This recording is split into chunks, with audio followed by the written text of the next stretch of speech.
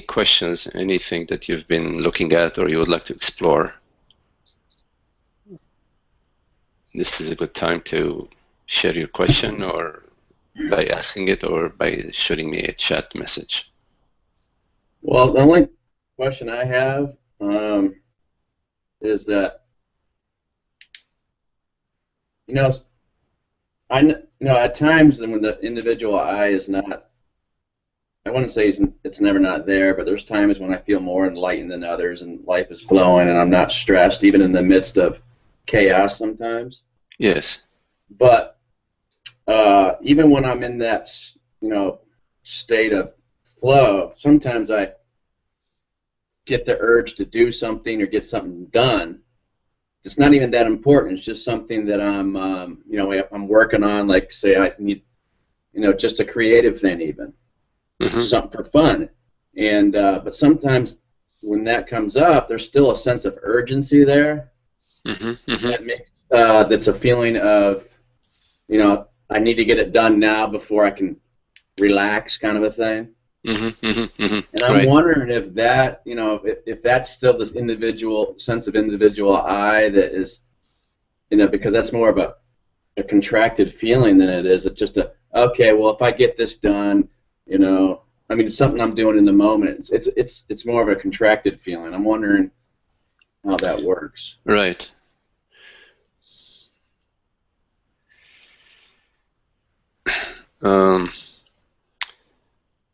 Hello, Paula.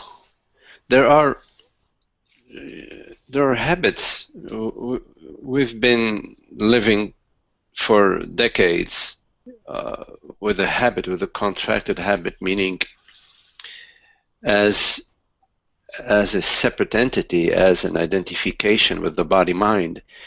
There is a sense of danger, as if like something can hurt us, and so the sense of urgency is connected with that sense of separate self that we've been living with for so long, and as if we don't get this task accomplished, or if we don't attain this sort of result, or if this relationship doesn't work, or if this job doesn't come through, or even if if I can't just get this little task accomplished, it just goes right to the core of my safety, as if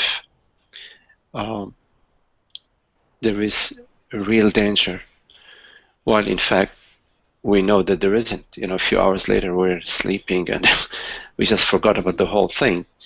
So in answering your question, as you're exploring your true nature, what you truly are, basically, as you're exploring the false, what are these beliefs, what are these identification? Is this experience really a personal experience, or is the sense of this experience being personal superimposed sort of above, on top of an openness, on top of an open screen?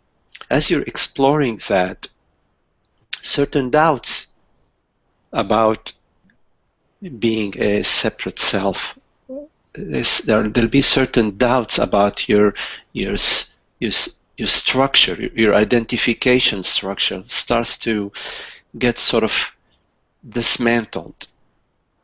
But the habits that inhabit, the body lag behind your understanding. So you could, sometimes understand that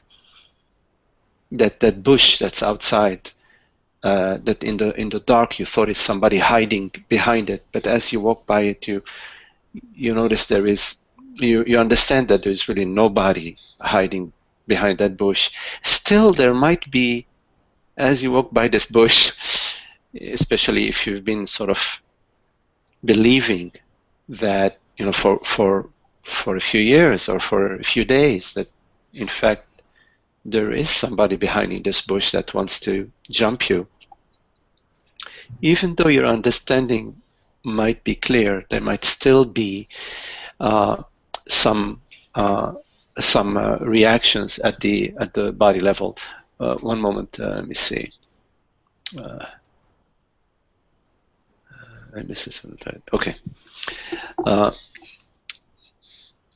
So it is important that when this sort of contraction arises around accomplishing a certain taskly, for you at that moment, at that specific moment where the contraction arises, to relax around it, to sort of give it, you have to sort of not ignore it. If you ignore it, it continues to lurk in the background. It's still there. In a way, like turn your attention to it, but turn your attention to it without an intention to fix it, get rid of it, repair it, or do anything about it. Simply remain in your open noticing that, oh, well, that's what's going on. And then you can invite your understanding that there is really no danger to you. There is really no danger to you as consciousness, as presence, as what you truly are. And the way you can invite this understanding is by contemplating that the experiences that occur to you as an open, you are you as the open space of awareness.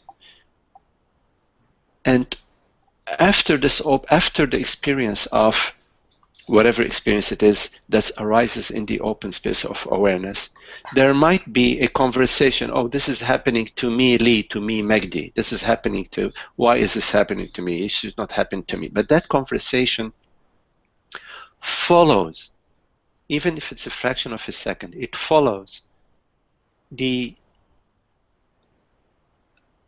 openness that experiences whatever is experienced. So in other words, your first experience is that of open presence. So, for example, like right now, you hear these words in this open presence, sort of effortlessly in a way. And there are no boundaries. Nothing is containing this experience. It's sort of happening in the openness. It is made out of openness. So you contemplate that understanding. You contemplate your experience. And as you contemplate your experience, it becomes more and more clear to you that you are not this body-mind. That the body-mind appears to you as sensations, as perceptions. Mostly appears to you as bodily sensations, thoughts and memories as well. But you are not the body-mind. So as that understanding ripens, matures, it becomes more available to you, let's say. So when there is a contraction, a sense of urgency around a certain task, you turn your attention to that sense of urgency. You say, okay, I recognize you, I see you, and I see you as, first of all, as a bodily sensation. Maybe it's in your belly, or it's in your face, might be in your neck, I don't know, whatever. You have to you will find there is a location, a physiological location to this contraction. And then you recognize that this contraction is appearing to you, and that you are the open, aware space. And this contraction will only be maintained as you are struggling with it, as you are resisting it. In other words, when you think, gee, I shouldn't be feeling that, you're already in the struggle. As soon as you say, I shouldn't be having this, or why is this happening to me, you're in a contracted state. But when you are sort of just in the pure presence, in a way, not really caring about what's appearing on the screen. It doesn't mean you're careless. It's different. I'm saying you are in a surrendered, open presence to what is arising. Whatever situation is arising, whatever emotions are arising, whatever feelings are arising.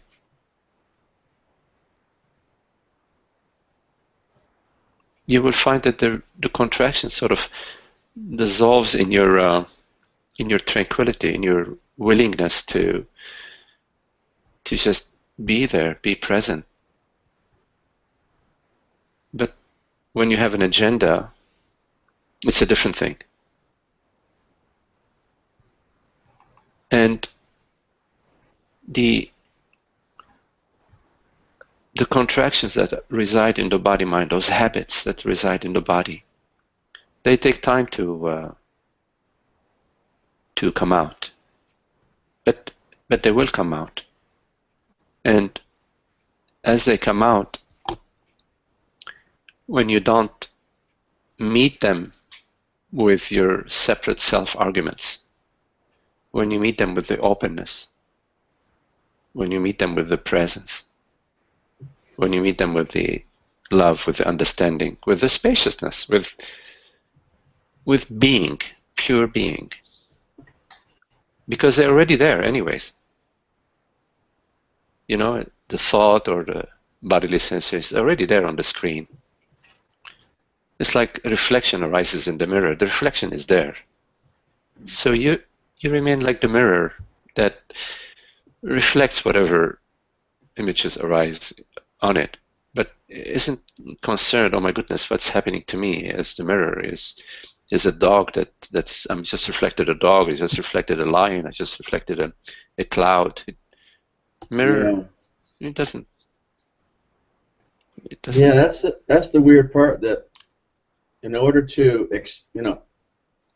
to be the awareness that we are, that accepts all the contractions, it's hard to be that awareness because the contractions and stuff get in the way. So it's kind of a, well, you know, does the seems like it gets in the way. Does the image in the mirror get in the way of the mirror? No. Or does the storm, clouds, do the clouds get in the way of the space? No.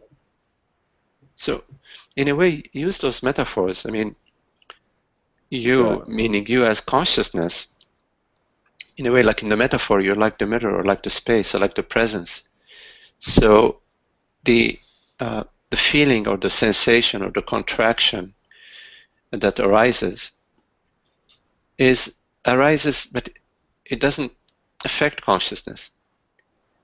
It affects. It only affects. It's a conversation when it says, "Oh my God, it's affecting me. I don't want that." When you say, I shouldn't be having this experience," which is a thought, right? Like, for example, it's a thought that would say, "Oh, I should be in California on the beach now," or something like that. It's a thought. So that it's that thought that says, I don't want to have that reflection. Yeah. It's as if a certain it is as if a certain image B. So there are two images arising in the mirror. Okay, image A and image B. It is as if image B arises in the mirror and says, I don't want image A. Yeah. So it's a thought that says, oh gee, I don't want that. I don't want, or it's a sensation arises, which is connected to the thought. The sensation, if the thought says, oh gee, I don't like you, in the body there is this contraction, this sensation in the body that is contracted. So it's an image. It's image B. Yeah. Arising and saying about image A, I don't want you. I don't like you. You follow? So yeah, the feeling is on the mirror as A, and the thought about it is on the mirror as B. Everything's just on the mirror. Yes, yes, because you perceive the thought and you perceive the sensation. You Yeah.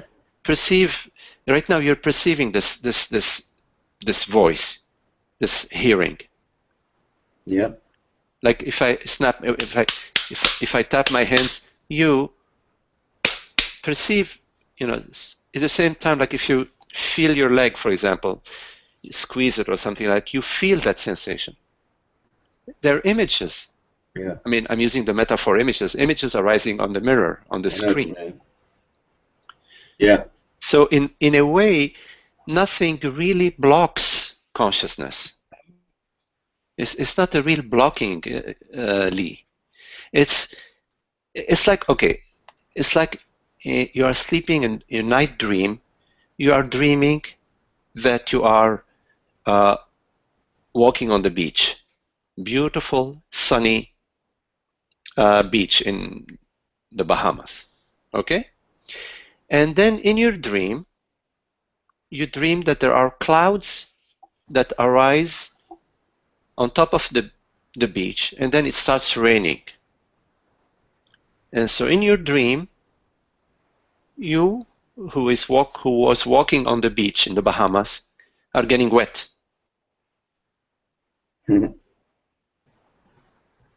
But in fact, none of it is real. The only thing that's real about it is consciousness, meaning that non-thing, that that presence that's taken on the form of that dream.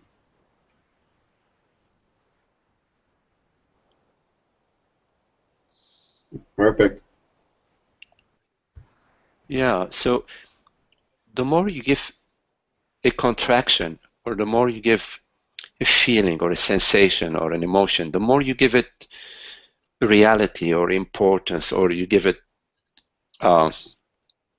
as if it's a problem, Yeah. then the more it seems as if it is a problem. But it only seems that it is a problem to the dream character. Yep. To that guy that was walking on the beach in the Bahamas. It's a problem to that character. Yeah, but the one sleeping, it's not a problem for. Absolutely, absolutely. So, as consciousness, there is never any danger, never any problem. Yeah.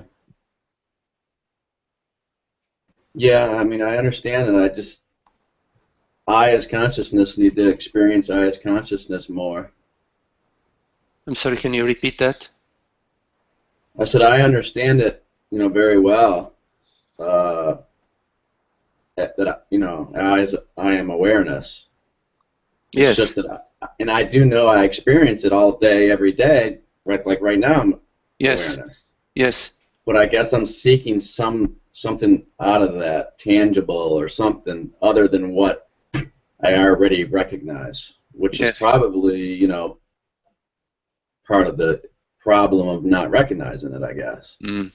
Yeah, it might be just an old habit of seeking, an old habit that there is something that's missing, something that is needed. Right. But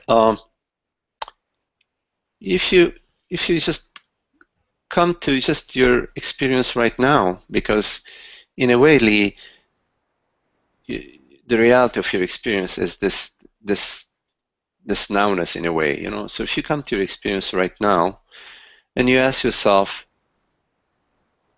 what is it that's missing? You might notice two things. first you might notice that there is nothing missing. But what you might also notice is thought. A thought might arise that says, yeah, what's missing is, I don't know, a better partner, I don't know, whatever, a more awareness. More awareness, yes.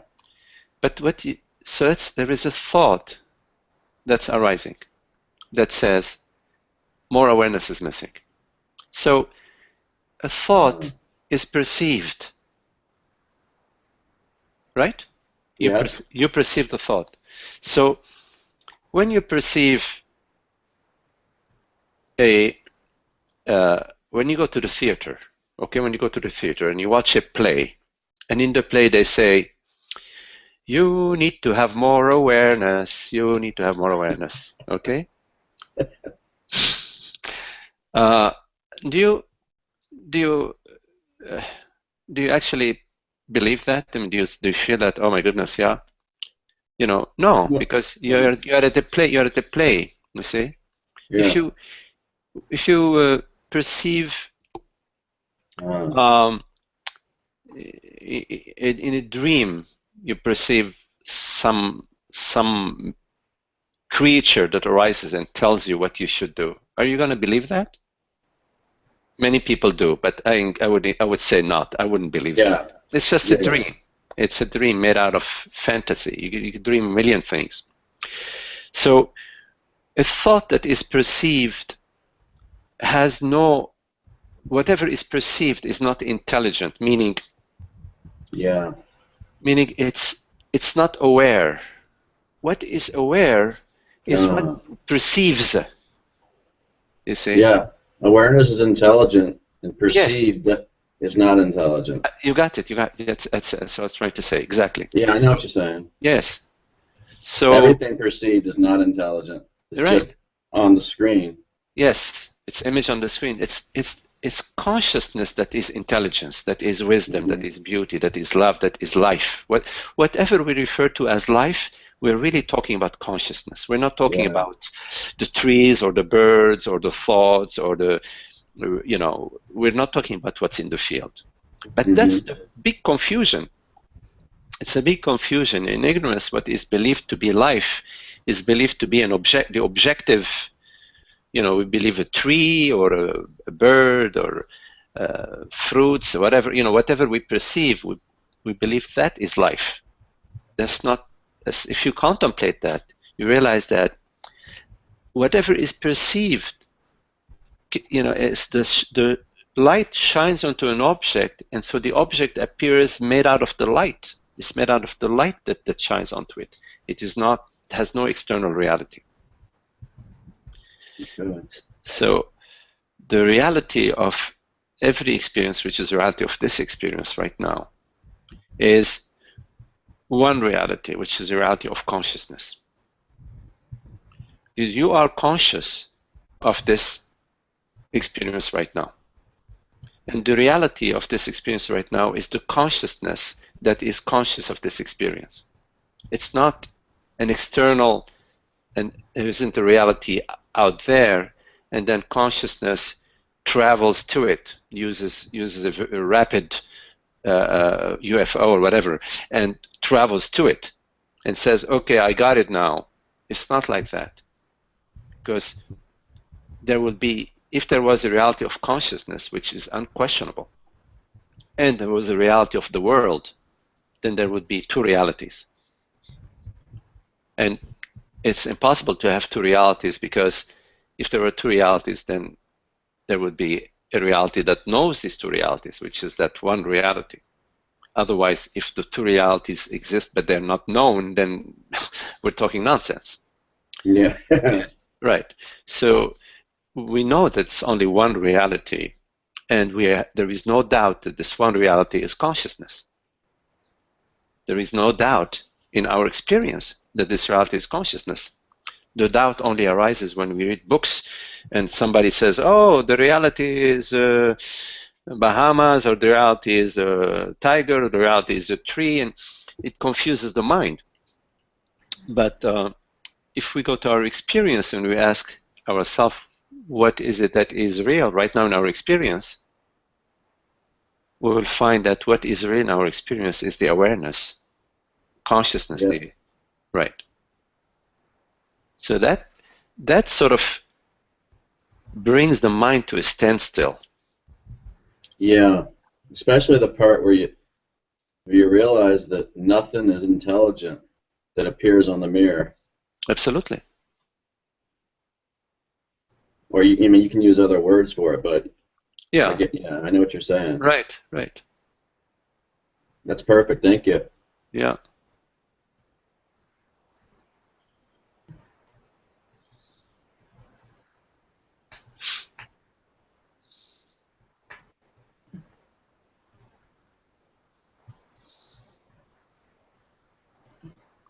You always refer to your experience. Always refer to your experience. And when you go to your experience and you ask yourself, like, what is it that's real in my experience? Always, go there.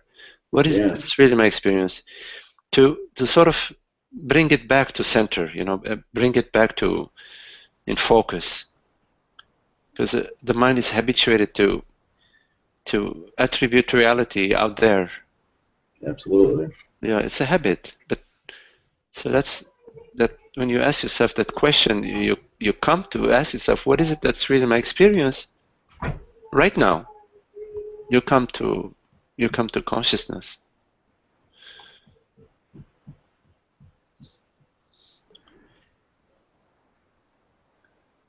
And consciousness is peace. It's like, the mirror, it's peaceful in a way. I mean, as a metaphor. It Mm-hmm. doesn't matter what image appears. Mm-hmm. It's still. The Yes. mirror is still. Yeah, it's The still rest comes and goes on the mirror, but the mirror is still. right, right. Of course, it's a metaphor. I mean, the Yes. consciousness, the metaphor of the mirror is limited because consciousness is also beauty, love, and joy, and peace, and wisdom. It has much more qualities Yeah. than the qualities of just presence. Okay.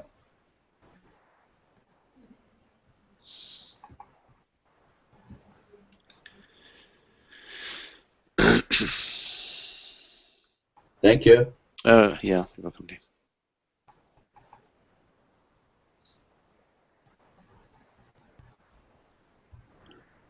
So if there are any questions, anybody who has any questions that you would like to discuss?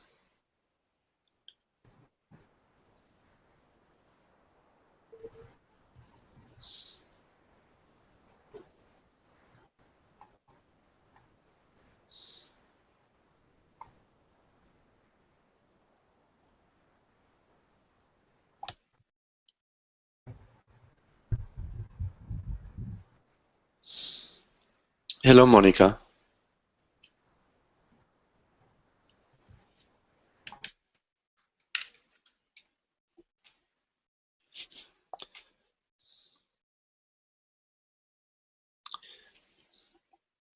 Monica, I cannot hear you. Let me see. Oh, okay. Maybe I had you on mute. One moment, Monica. Okay, Monica, can you hear me? I can hear you. Can Oh, you hear yes. me? Yes, I can hear you now. I'm sorry, I had you on mute. Okay, no problem. Very nice to finally connect and say hello. Yes. Hello, Monica. Hello. I guess my question, which is an overriding theme in my life, is I struggle so with depression, clinical depression. It takes all my energy to be an observer of the, frankly, suicidal thoughts. I have ideation, it's called suicidal ideation. It takes all my energy to observe that and not act on it. I've had many, many years of therapy, but it's exhausting. It's exhausting. And now I've had this brain tumor and brain surgery, which has left my right leg not completely functional. and I feel very depressed. So anyway, if you have anything you could say about that, I would appreciate it. Sure, sure.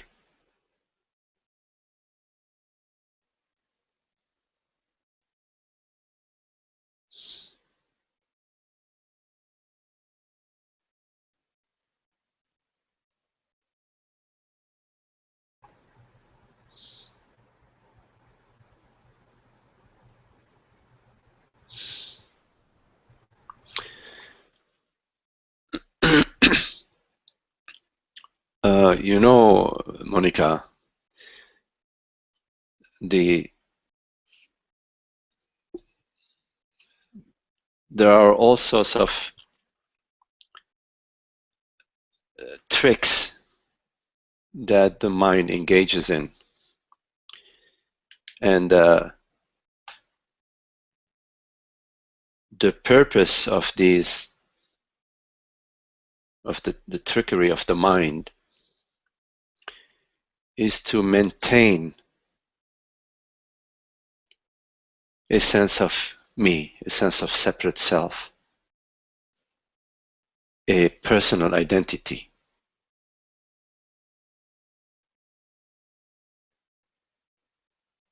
Because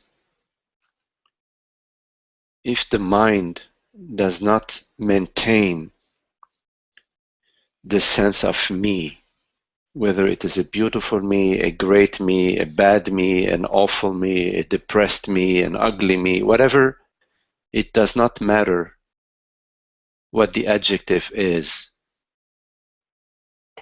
what the quality is. But if thought does not maintain the me,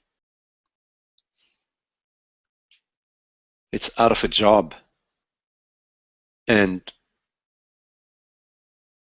the me, the sense of me, doesn't have any legs to stand on.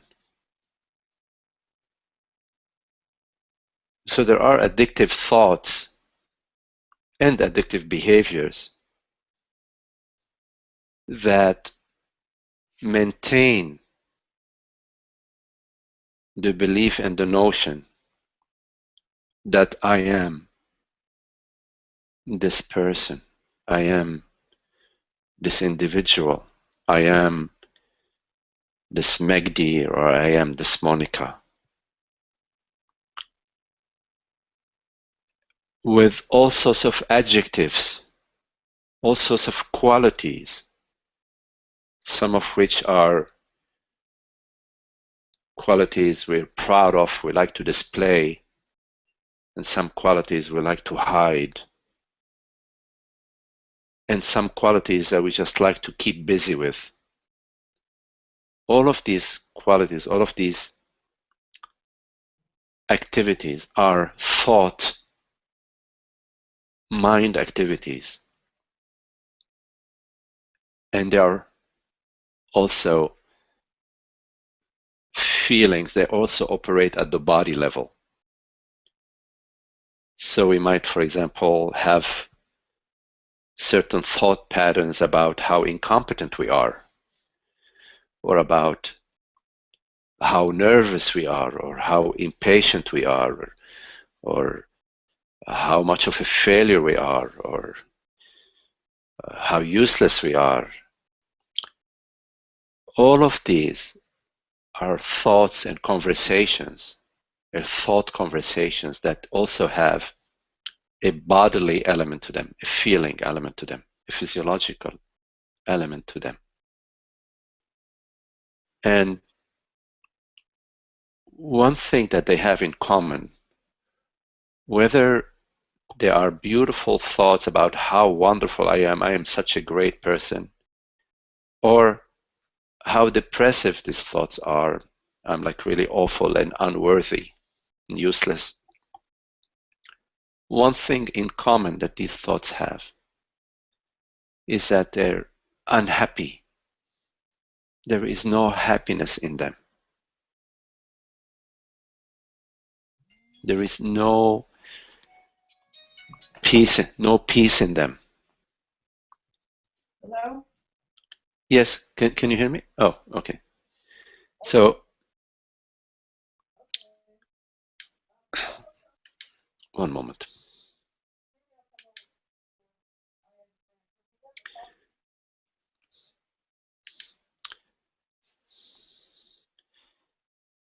And the purpose of this entire conversation about me and all the feelings that accompany, like feeling depressed, feeling sad, feeling unhappy, feeling jealous, feeling angry, is simply to maintain you as this person, to maintain the belief, to maintain the impression that you are this mortal body mind, Monica.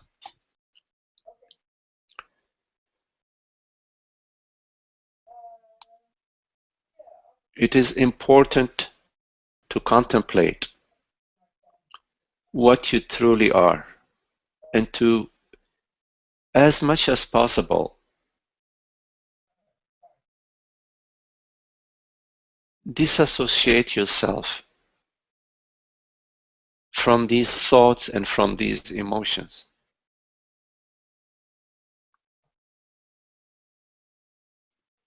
Remain as the witness.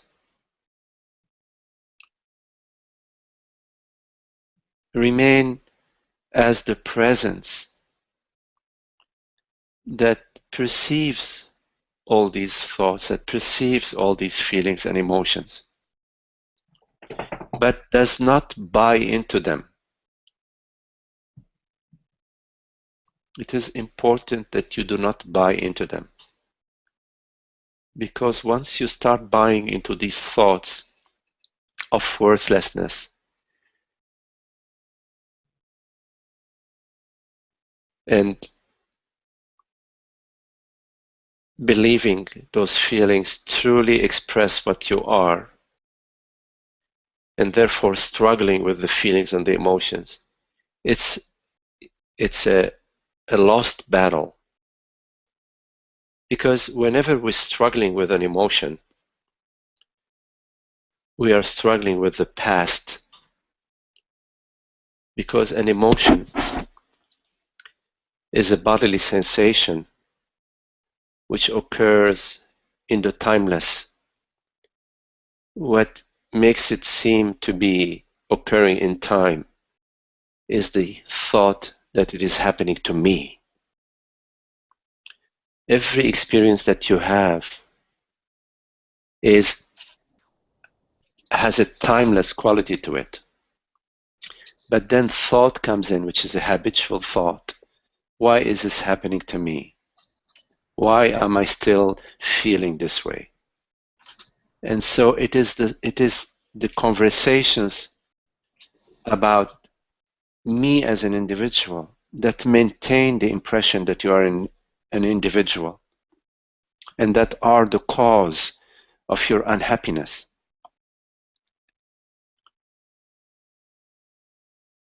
What you truly love, what we all truly love, is peace and happiness.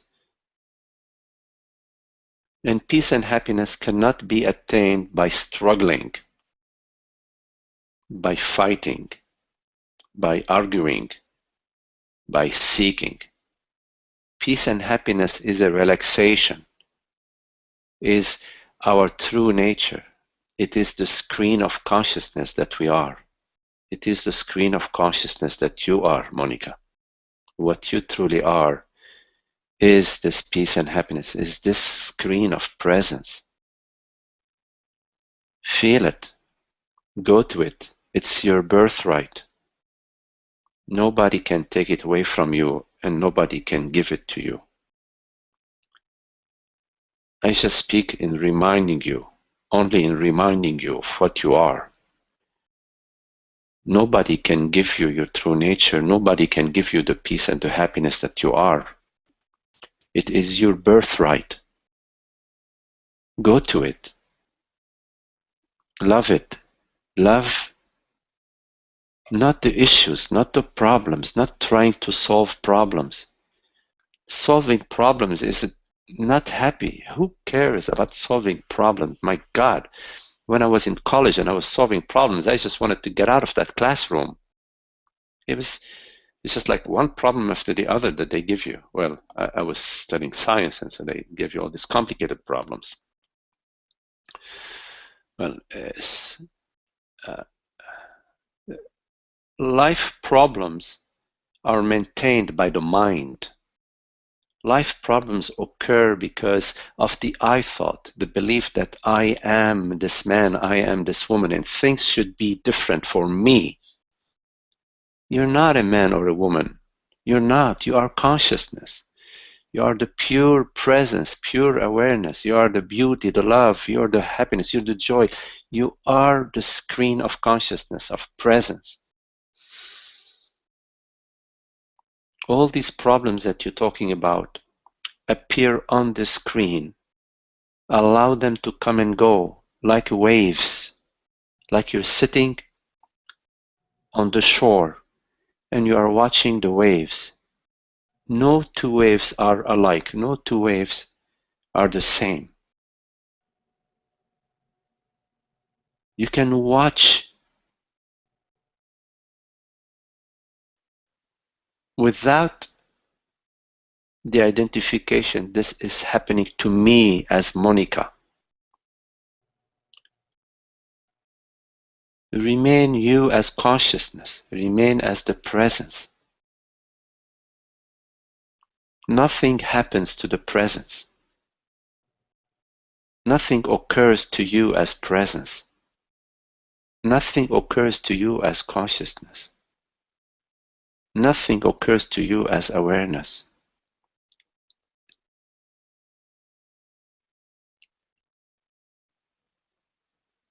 The body-mind appear to you, Monica. You are not the body-mind. You are not the body-mind.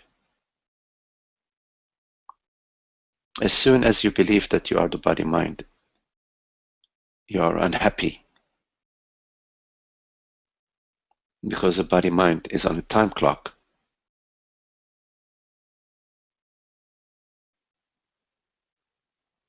But consciousness is not on a time clock.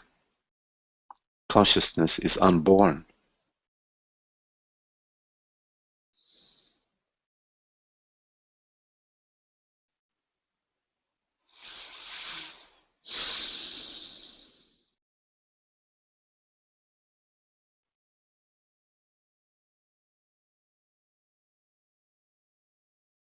You can function in the world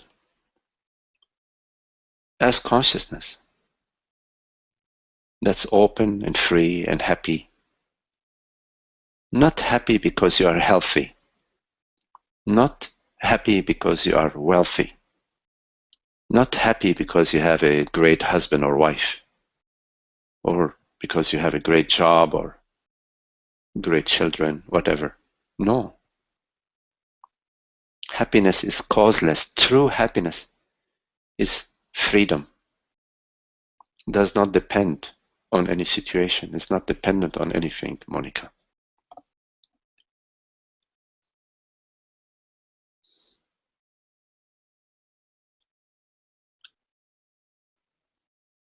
So when those emotions arise, those feelings arise, try to locate them in your body. Where is it happening in your body? Try to see where they're occurring in your body. Is it in your face, in your neck, in your brain, in your belly? Try to locate that sensation and just be still without trying to change it. Don't try to alter what you're perceiving. Try that. Don't tell yourself it's difficult or impossible. Just tell yourself, sure, I can experiment with that. Because you are absolute freedom.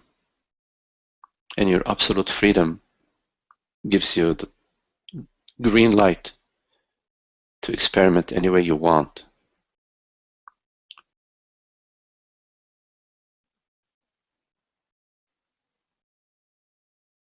See if you can find a place of stillness. Maybe you can perceive those emotions from a certain distance. Imagine that you're sort of a few feet behind the experience, behind your emotions, behind those feelings. 2 feet or 3 feet behind. Just being there, watching that emotional display happening in front of you, a few feet away.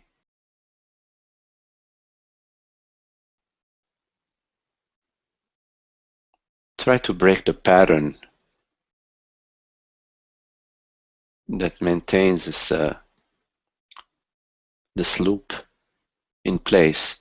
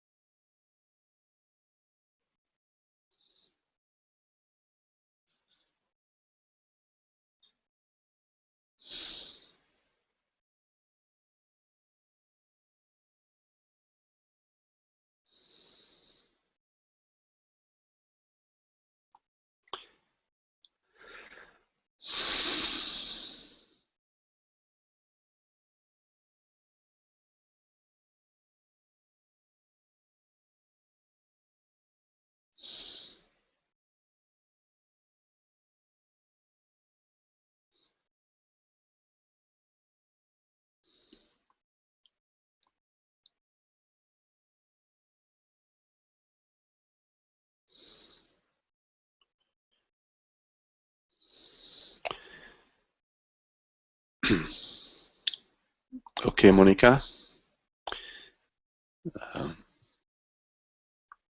Experiment with that and see how it goes.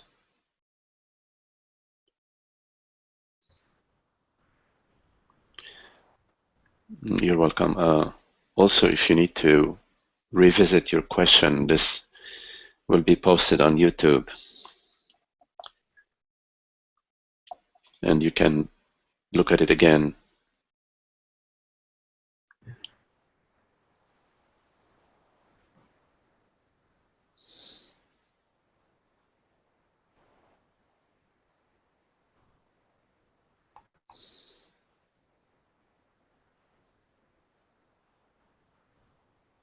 We are this one consciousness. We are.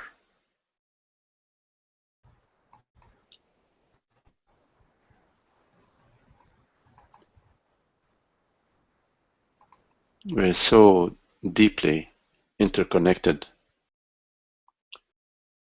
like 2 drops of water are connected. We are connected like that, like two drops of water.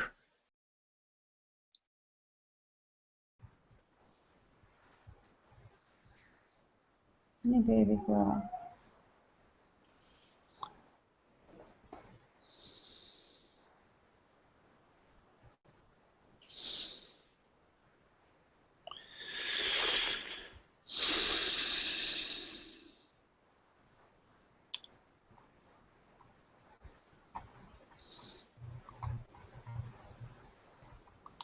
If anybody has any question or comment.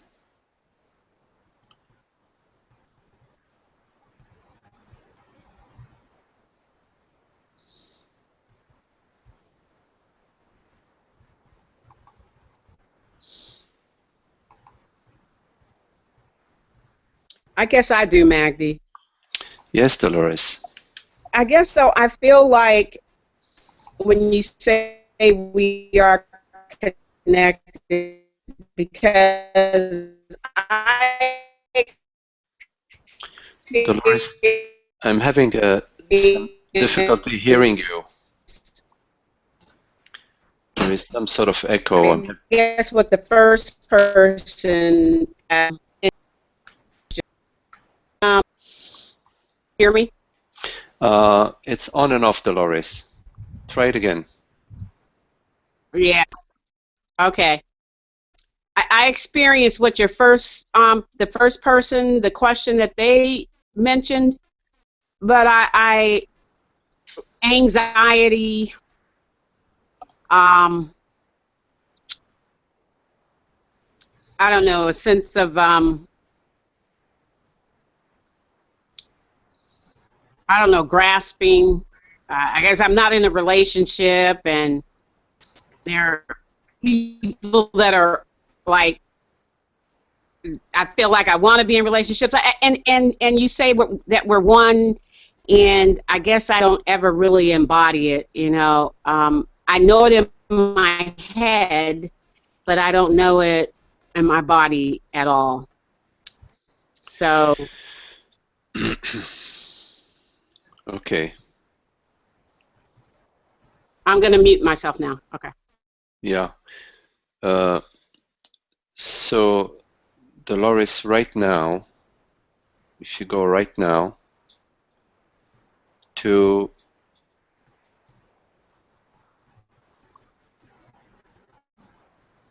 just your experience right now.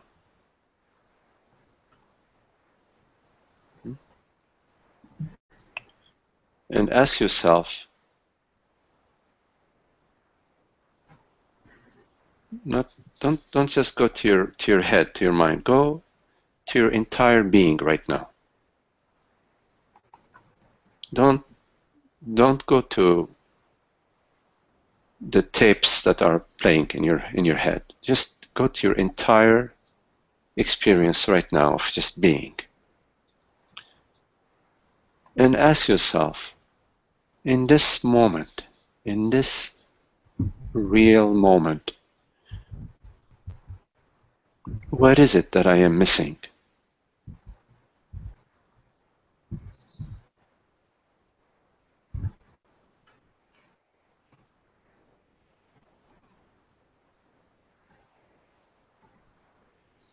Well, I guess when I go to my entire being. You're an adorable baby girl. No, I don't feel like I'm really missing any. Yes. When you go to your entire being, because you are an entire being. I mean, you're an entire being. When you go to your entire being and you ask yourself what is missing, you will find that nothing is missing. But when you go to your stories about you, about life, about how it should be, and about how my neighbor is, and how my mama, or how my cousins, or how my friends, or how my neighbor, or whatever, when you go to the storyline, the endless storylines, Dolores, you're going to always find something missing. Could be a relationship, it could be a place where you live, it could be money, it could be a certain car, God only knows what. I mean, it's endless. We all know that, right? Yes. So it's important for you to go to your being, like we just did right now. It's important for you on your own to go to your being, not always habitually, like we do habitually, going to our storylines, our ideas, our notions, the belief systems, the images, the television images, the advertisement on TV, and all this stuff. You have to go to your beingness. You have to go to your wholeness, because you are whole. Nobody, well, let me put it another way. When God created you, He did not give you a user's manual, and on page 12 of the user manual said you have to be in a relationship at the age of whatever, 42 or whatever, 38, whatever. No, you are born without a user's manual. Why? Because you are born whole and complete, all-knowing. You're born as conscious. Well, I say that. I should change my language here. The body experience is born. The body experience is born. You, what is born to you.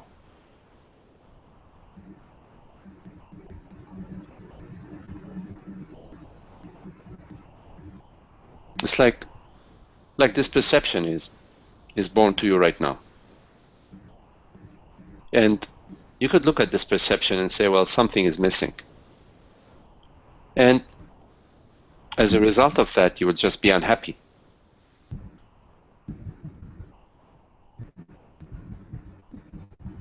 Right? If you say something is missing, you're going to be unhappy. Why? Why be unhappy?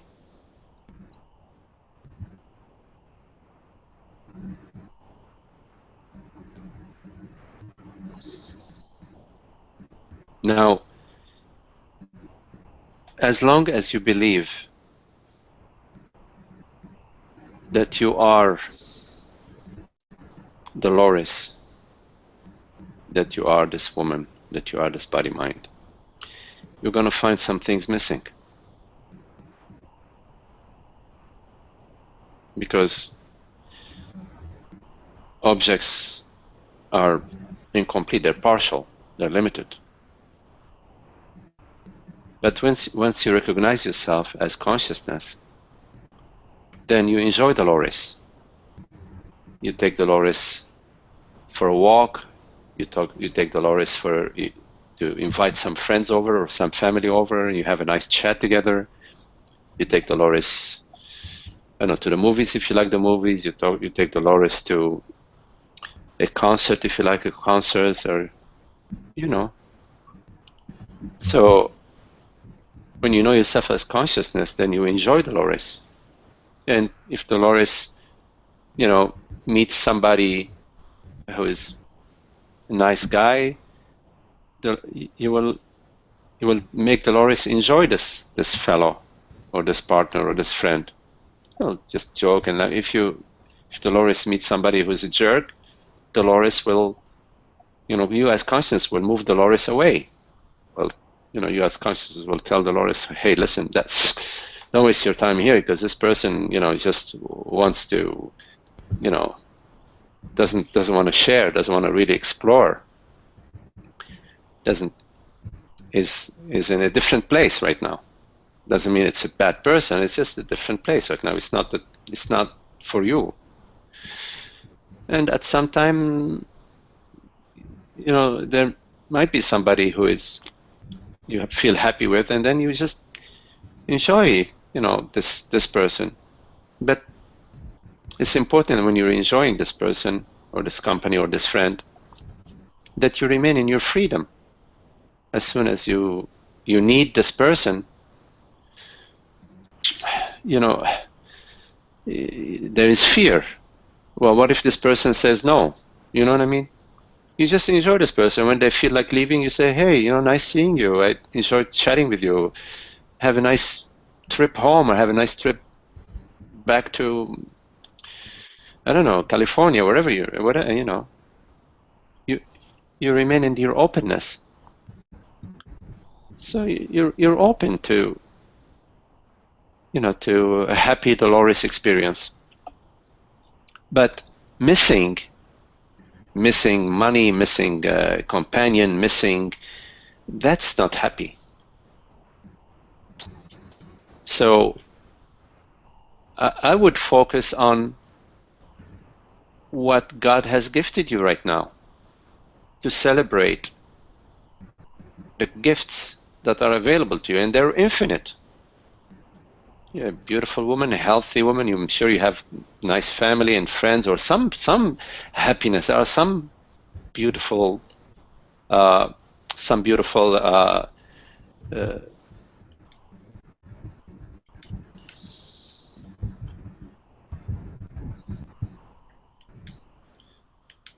I think that we lost Dolores, but still I will continue. That, I'm sure that you have some beautiful situations in your life that you can enjoy. So I would focus on enjoying whatever is happening in my life right now. If you are alone, enjoy being alone. There are a lot of really nice things that you can do alone. There are beautiful books to read. There are beautiful theater plays that you can attend. There are wonderful parks around. You can go for walks. You can travel and visit friends. You can take if you like cooking, you take a course in learning how to cook some Italian cuisine. Who knows? Whatever might speak to you. But the thing is, don't focus on what's missing, what you don't have. You know what I mean? Yes. So, yeah, just stay with the happiness. There's nothing wrong with certain phases of our life when we are alone, meaning without a partner. Nothing wrong with that. It's perfectly in place, and it's meant to be this way. Celebrate that. When you are in the celebration, then it's amazing. It's like when you're in the celebration, you will find that around you, people want to celebrate with you. They sort of feel your freedom and your happiness, and you will find that you're enjoying the celebration, whichever form it takes.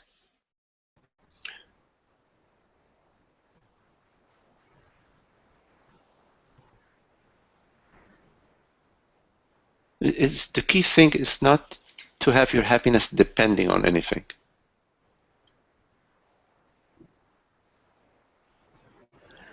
And consciousness is complete freedom.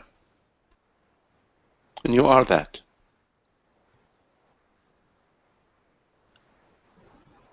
Consciousness appears as all appearances. Right now, this appearance is appearing to you. So consciousness is taking on the form of this appearance. And for me, here in my home office, consciousness is taking on the form of this appearance. It's the same consciousness. Same consciousness takes on the form of all appearances. And it's all beautiful across the board from consciousness point of view. But from the separate self point of view, then we are in the sense of lack, sense of limitation. Oh my goodness, what's happening to me? How come she got this and that and I don't? How come he got the promotion and I didn't? And so on and so forth. It is just unhappy nonsense. Don't buy into it. I got it. Yeah, beautiful. Just be happy. You are happiness itself. You are divine manifestation. That you are the divine manifesting as a manifestation. But even as you manifest as a manifestation, you remain as the divine, as the eternal divine, the formless, the eternal. Body, minds come and go, experiences come and go, like the weather. So what? We enjoy sunny days, we enjoy rainy days, we enjoy snowy days. It's all beautiful. Yeah. Okay? Yep. Hey, Linda. Thank you. Yeah, you're welcome, Dolores. Hello, Linda. Hi, Magdi. Hi, everyone. Hey. Hi. Hi.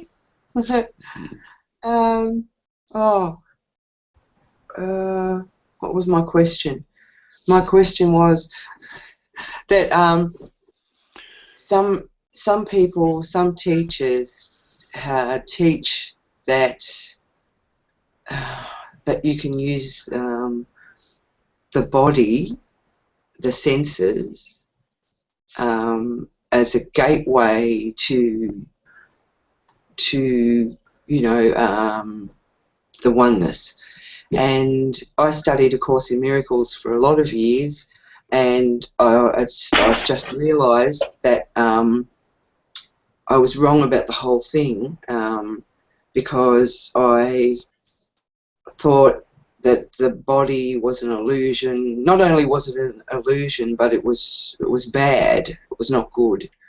And now I've read bits of it again and found all these bits that I didn't actually see before, like bits that say the body is the means by which the Son of God is restored to sanity.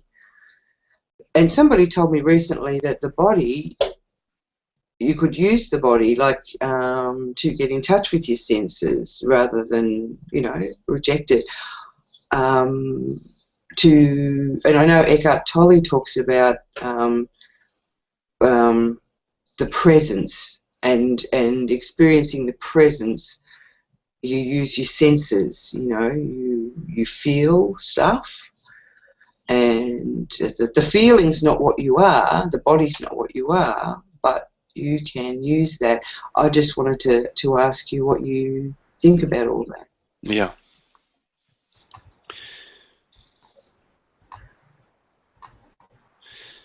So the senses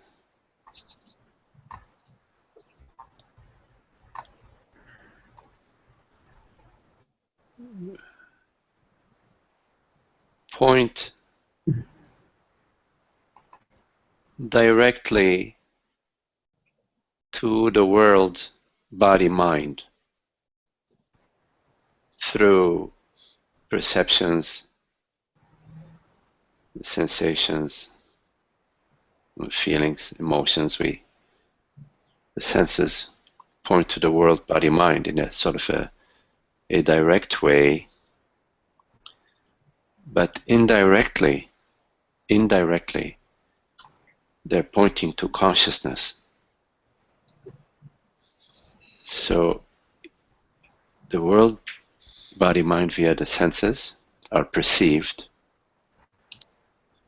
but what's actually being referred to through the perception is that perceives, and that is not perceived.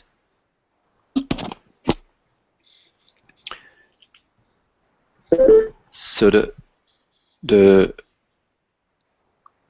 way to use the senses is as a pathway to consciousness, as a raft in a way to that refers to the senses. The senses do not perceive. They are instruments. You could say they're the instruments of God, or they're divine instruments, or the instruments of consciousness, via which the world body-mind experience is possible. But it is via the light of consciousness that the world body-mind experiences are possible. And the main objective of the worldly experiences, meaning the experiences of the world, body and mind, is to recognize consciousness and to celebrate that recognition,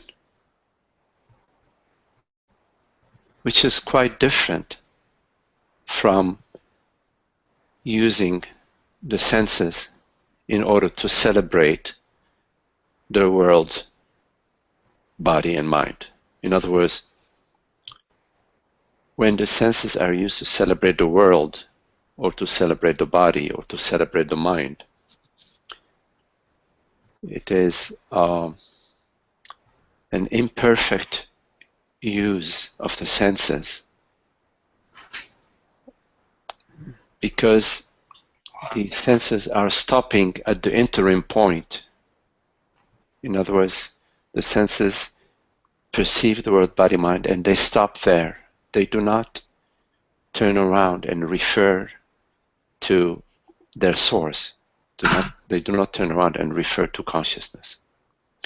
This is why it is often warned, there is a warning that teachers warn students not to focus on the world, body, mind, which often is misunderstood, or maybe it's not clearly explained.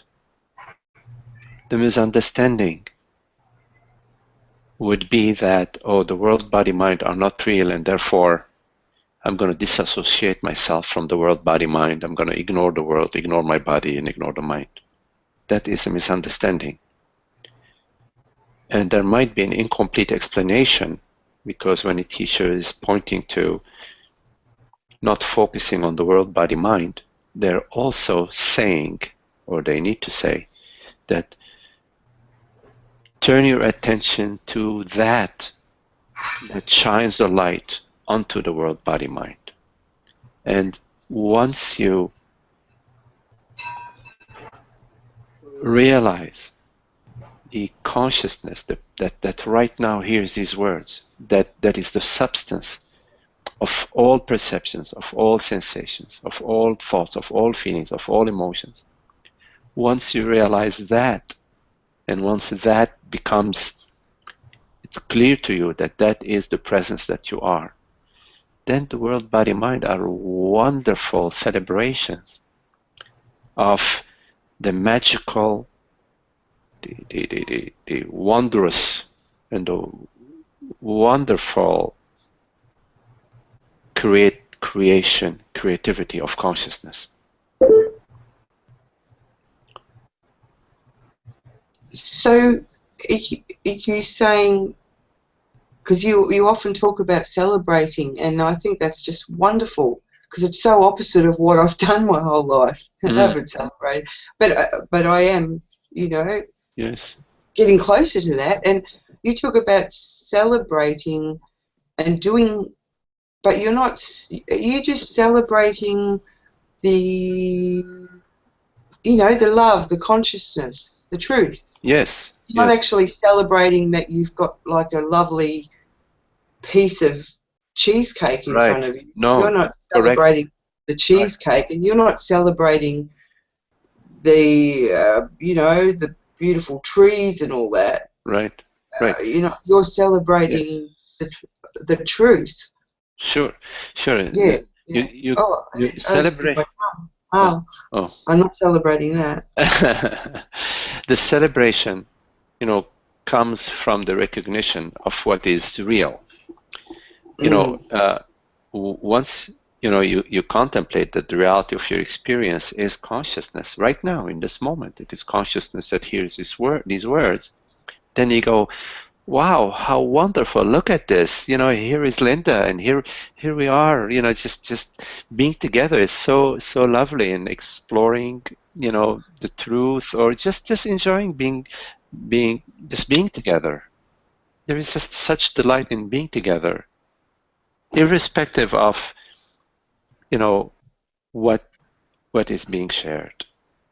But that is possible once you realize that it is you as consciousness that is right now perceiving this perception. It is you as consciousness that is right now sensing this sensation. So then you can celebrate your partner, you can celebrate your home, you can celebrate the cheesecake, you can celebrate a walk in the park, because you're perceiving all of that as the magical show, as the Garden of Eden of consciousness. So you can celebrate the cheesecake. Yes, absolutely. But only like I can't celebrate the cheesecake at the moment, but once I turn myself around and get in touch, you can't. It's sort of like putting the cart before the horse. You can't. Right. You see, when you really, yeah. But if you are coming as a personal self, you know, then you have a whole list of needs. Oh, I must have this, I need this. And all these needs, they go, I must have this because if I don't have this, I will be unhappy. Or I must have this in order to be happy.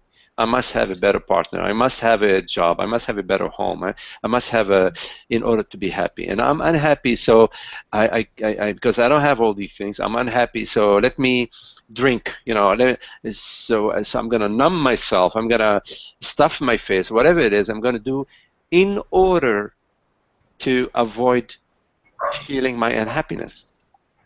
So it's different. It's a different thing to be sort of enjoying, you know, a wonderful cheesecake out of, you know, just how wonderful, what a beautiful taste it is, you know, with whatever, you know. Hi, Lisa. This is Monica Caligiuri. You know me from East AM Gather and Viva Love, and I'm so concerned about you and your kitty, and I was just wondering. One moment, I need to figure this out. If you feel like reaching out, I'm at 908-229-2348. If not, I understand, and I'll just look for posts. Okay, I'm back, Linda. Okay, there was an interference. Monica's on the phone or something. Someone's on the phone.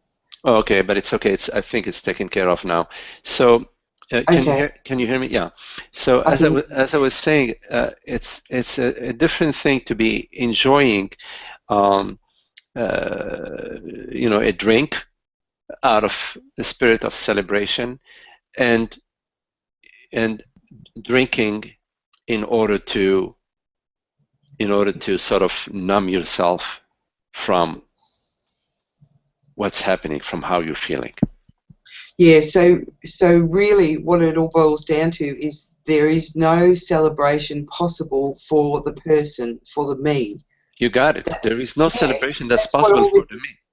Yeah, that's what it's all about. Because the me is just a contraction. It's like it's like you're dreaming. Let's say you're dreaming in your night dream.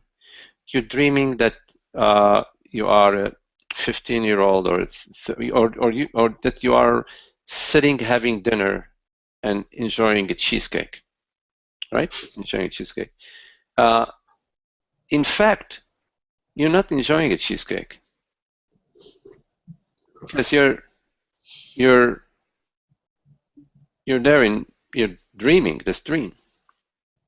Similarly, when you are dreaming that you're being chased by a lion, you're not being chased by a lion because you're dreaming this dream.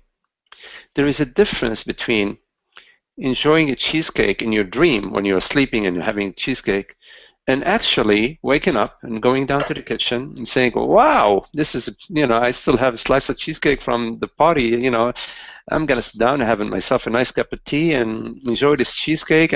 But you're doing it, you're not doing it like, in order to fill a void. You're not trying to plug in a hole. You see, that's really important for you to sort of notice whether the activity that you're doing is in order to plug in a void, or whether it is a celebration. And you can only know that by your own contemplation. And okay, so what? Like sometimes we eat cheesecake in order to plug in a hole. I mean, I'm just making a distinction between the celebration and mind activities. So the dream world, meaning the world, body, mind, can be a wonderful place of celebration and enjoyment. But not for me.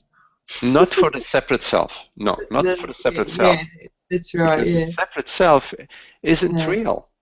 Isn't real. If you become concerned about the happiness of the separate self, it's like you're being concerned about, you know how like sometimes young children, in some cases, they have an imaginary friend. Yeah, maybe they might be, I don't know, 6, 7 years old. They have an imaginary friend, and they're always, you know, making sure their imaginary friend is eating, their imaginary friend is sleeping next to them, their imaginary friend has a nice warm blanket in the winter. Please don't talk to me now because I'm having a conversation with my imaginary friend. So if you are if you are concerned about the happiness of your imaginary friend, uh, I'm not sure that that will bring your own happiness. Yeah, well, we You know all what I have mean? an imaginary friend until we realize we're not the me. Yes.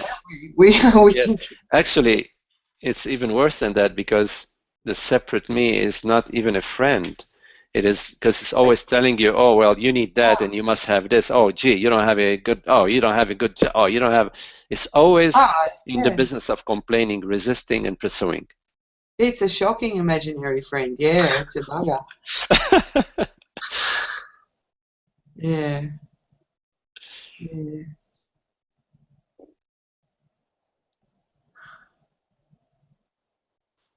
Yeah, thank you, Magdi. That's really amazing. That's great. Okay, Yeah, thank you. beautiful. You're welcome.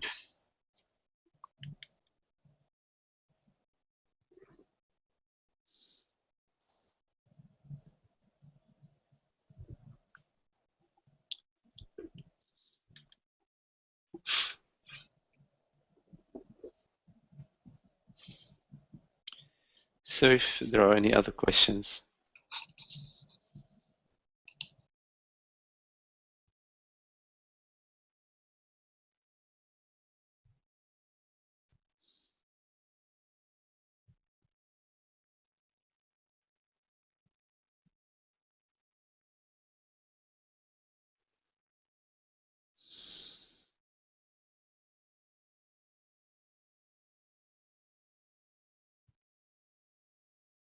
Can one abide in presence and being? Can you abide there?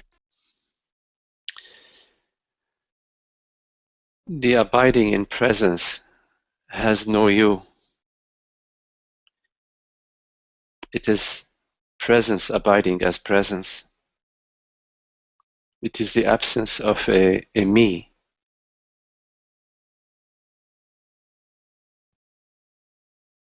Because presence is not personal. There is nothing personal about presence. Presence is universal. So the me is personal. It has a story, it has a history, it has limitations, it has plans, ideas about what it is, meaning it takes itself, it mistakes itself to be consciousness. So abiding as presence is not possible for the separate self. Abiding as presence is the dissolution of the separate self. And what remains is no one that is abiding. The true abiding is the end, is a non-abiding, is presence, pure presence, consciousness, knowing itself and being itself knowingly. It's really it's the experience of peace, of causeless peace, Dolores, which is the experience of our true nature, which is the background of all images, the background of all experiences, the background of all thoughts, feelings, and events and emotions. When you are identified as a self, as a me, you are in the foreground. In a way, you're in the world, you're in the thinking, because you imagine yourself to be an entity. You imagine yourself to be a man, a woman. And so there are all these thoughts about what's missing, what's lacking, all these thoughts about what you need to do to be happy, and regrets about what you did that in the past that you shouldn't have done.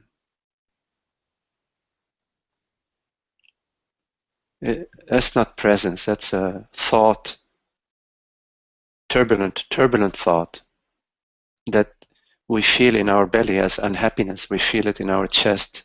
We feel it in our face. We feel it even in our night dreams as concerns, personal concerns and unhappiness. And all sorts of plans about, oh, well, maybe I should find a partner now, next year, and make a resolution to find somebody so I'll be happy. That's not the path. So abiding as presence is the mind realizing what it truly is, its limitation. And it steps out of the way and it reveals the eternity and the infinity of consciousness that we are.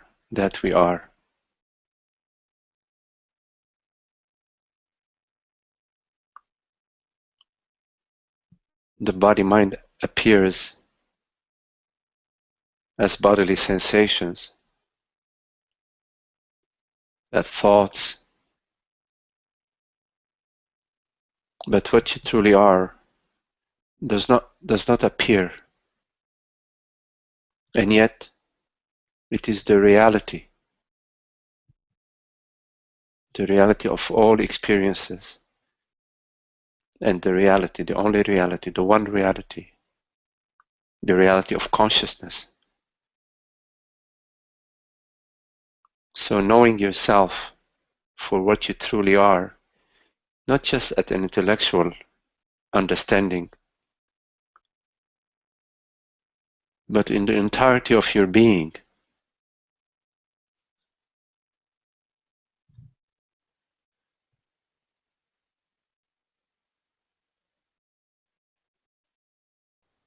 All these habits in your body, the habits of resistance, the habits of the me habits, they're going to arise. They're going to be unhappy. Allow them to arise. Don't give them importance. Don't try to fix them. Allow them to arise because they want to dissolve and be released out of your space. It's a beautiful arising. Remain as the presence, remain as the stillness, remain as what you truly are. The aware, awake presence, the freedom, the peace that does not depend on any experience, that does not depend on any body, that does not depend on anything. Dependency, depending on things, depending on somebody, is just a thought. It's a mind conversation. That I know you feel it in your body. Oh my God, I need that. I must have that. It's important that you contemplate that what you are feeling, this feeling is a bodily sensation that you as awareness are perceiving. It's a gift that takes on the form of a bodily sensation that you are perceiving. Like the question previously about, Linda was asking about the senses. You perceive a sensation in your body. Your body is an instrument. But it's only to refer you to the consciousness, to the divine consciousness that perceives that creates that. You as consciousness conceive, create and perceive. You conceive, create and perceive instantaneously, out of time, timelessly. You conceive, create and perceive this perception. I know the mind cannot understand that, because the mind will say, well, how? How I need to figure out how did I do that? Let me see. But the mind can't think. Only consciousness is intelligent. A thought is a creation of consciousness. It's a play of consciousness. It's anyway consciousness that plays the game of, oh, well, let me see, how did I do that? That's why sometimes in some other satsangs I talked about consciousness forgetting itself. Consciousness plays the game of forgetting itself. It dreams that it is a man or a woman, and in this dream it forgets itself. And then it goes, maybe I'm not a man, maybe I'm not a woman. Let me see, what am I? What am I? Oh, gee, what am I? Let me see. When was I born? And what am I? And then it plays the game of inquiry. It's the game of it's the freedom of consciousness. And at some point, it realizes, aha, I got it now. I know what I am. I know myself to be that. That is borderless presence. That is not a thing. That takes on the form of cosmos. That takes on the form of galaxies. That takes on the form of the wind, of birds, of trees, of oceans, of thoughts, of feelings, of bodies, body sensations. I take on all form, but I remain formless. You right now are that. You are this consciousness. You are this formless consciousness. You are that. You're not a thing. You have never been a thing.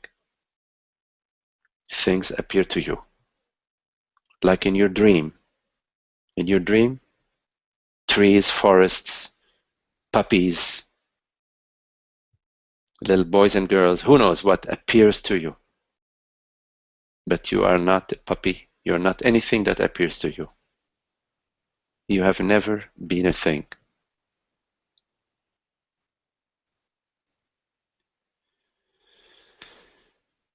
Okay, well, thank you very much for your lovely company. Very lovely to be with you. And we'll see you soon. Thank you. Be well. Thank you all. Thank you. Love you all. Love you. Bye. Peace. Okay. See you. Bye. See ya. Bye. Bye.